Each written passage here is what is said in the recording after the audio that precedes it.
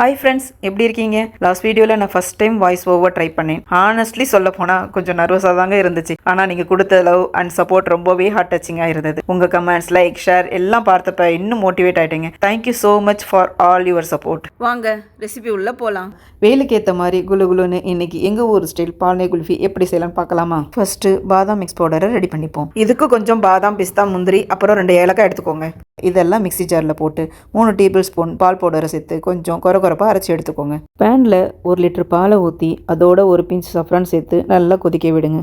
அப்பப்போ நடுவில் ஓரத்தில் இருக்கிற ஆடெல்லாம் எடுத்து விட்டுக்கிட்டே இருங்க. இனிப்புக்காக கொஞ்சம் கண்டென்ஸ் மில்க், கொஞ்சம் சர்க்கரை போடுங்க. அதோட அரைச்சி வச்ச பாதாம் மிக்ஸ் பவுடரை சேர்த்து நல்லா கலக்கி விடுங்க. கொஞ்சம் திக்கான பதம் வந்ததும் ஸ்டவ் ஆஃப் பண்ணிட்டு ஆற வச்சிடுங்க. நான் வீட்டில் இருந்த ஐஸ்கிரீம் மோல்டு தாங்க யூஸ் பண்ணியிருக்கேன். இதில் ஆற வச்சிருந்த பாதாம் மில்கை ஊற்றி ஒரு 8 மணி நேரம் ரெஃப்ரிஜரேட் பண்ணி வச்சிடுங்க. வேலுக்கு சூப்பராக குலுன்னு இருக்கிற இந்த பான்லே குல்ஃபி ரெடி. இதை நீங்களும் ட்ரை பண்ணி பார்த்துட்டு எப்படி இருக்குன்னு சொல்லுங்கள். இந்த ரெசிபி பிடிச்சிருந்தா லைக் பண்ணி ஷேர் பண்ணுங்கள். இன்னும் இது போல் நிறைய ரெசிபி பார்க்க ஃபாலோ பண்ணாதவங்க ஃபாலோ பண்ணிக்கோங்க.